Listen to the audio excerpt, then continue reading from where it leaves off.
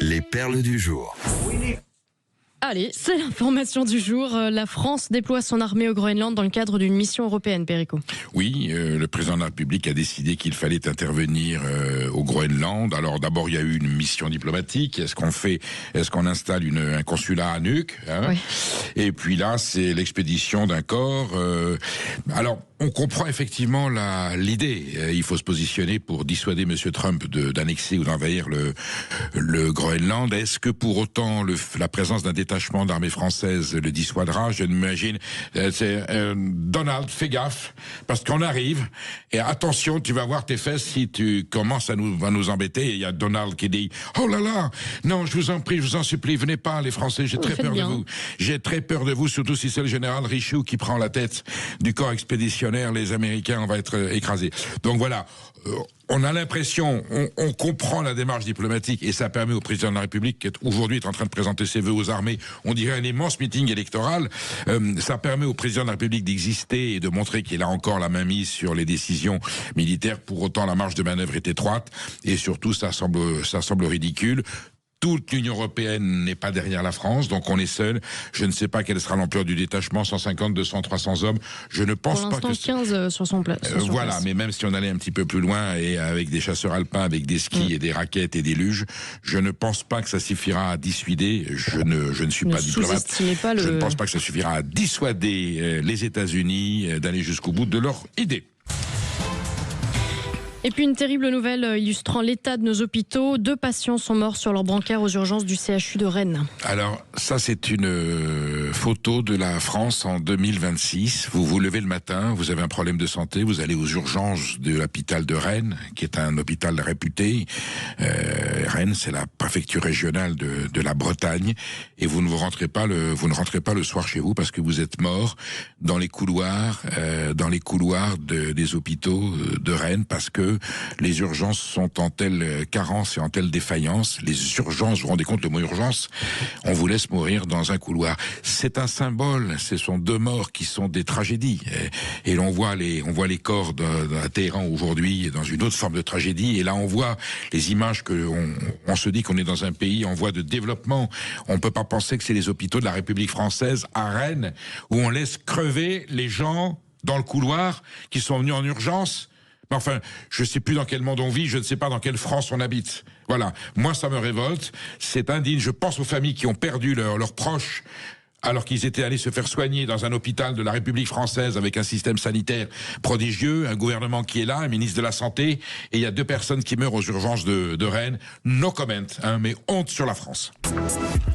La maison d'édition Hachette a rappelé ses manuels de révision Objectif Bac d'histoire et géographie pour falsification de l'histoire. Oui, c'est un manuel scolaire, proscolaire, latéral, dégâts collatéraux des éditions Hachette, où on expliquait simplement aux enfants qu'il y avait 1000 colons israéliens qui s'étaient fait tuer à Gaza le 7 octobre, et qu'en conséquence de quoi l'armée israélienne était allée perpétrer quasiment un massacre contre la population de Gaza. On connaît la tragédie de ce 7 octobre. Oui, c'est la pire abomination qu'il y a eu contre les Juifs le 7 octobre 2023 depuis la Shoah.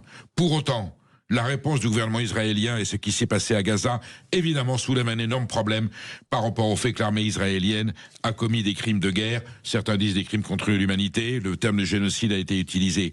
Mais que là, des éditeurs puissent mettre noir sur blanc à destination des enfants des écoles de France, 1000 colons juifs ont été tués, comme si un peu quelque part ils l'avaient cherché, et en conséquence de quoi l'armée israélienne s'est comportée de façon monstrueuse. Je pense qu'il y a une juste mesure. Le président de la République a saisi, il s'en est lui ému et indigné publiquement. Bon, on a peut-être l'idée de ce que serait le manuel scolaire s'il y avait un ministre de l'Éducation nationale de la France insoumise, puisque finalement le contenu de ce texte, c'est exactement la propagande de la France insoumise sur le conflit entre Israël et les Palestiniens. J'espère qu'on trouvera un petit peu plus de sérénité et que les manuels scolaires à destination de nos enfants, qui sont déjà dans une fabrique de crétins pour certains, parce que l'enseignement de l'histoire est massacré, je pense qu'on pourra redresser la tête et reprendre un petit peu le sens des réalités.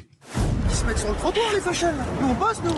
Ouais, la proposition de loi visant à freiner l'essor de l'ultra fast fashion est en suspens, bloquée dans des discussions entre la France et la Commission européenne. Ah oui, le scandale Chine avec ces produits qui arrivent de Chine dans des conditions de totale déloyauté et évidemment de nocivité pour le consommateur français.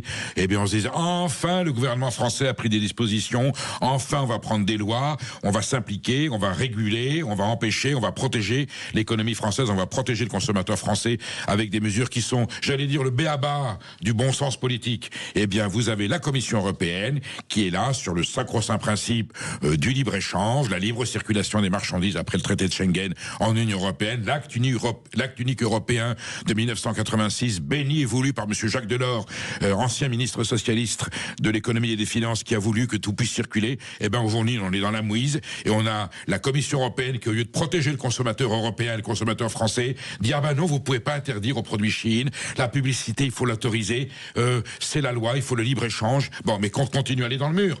Je veux dire, l'Europe est moribonde. On a vu hier avec Charles Gave que l'euro était peut-être pas forcément la solution et qu'il a peut-être posé plus de problèmes qu'il a apporté de solutions. Et aujourd'hui, on a la Commission européenne, on a Madame Ursula von der Leyen, qui est une très bonne ambassadrice des États-Unis en Europe, qui nous interdit de défendre nos consommateurs et notre économie. J'espère que les Français en tireront les conséquences et que la classe politique, alors le gouvernement a dit on va trouver des solutions, faut trouver une réponse pour la Commission européenne, on va trouver une formule qui puisse la satisfaire. Tout ça est abject.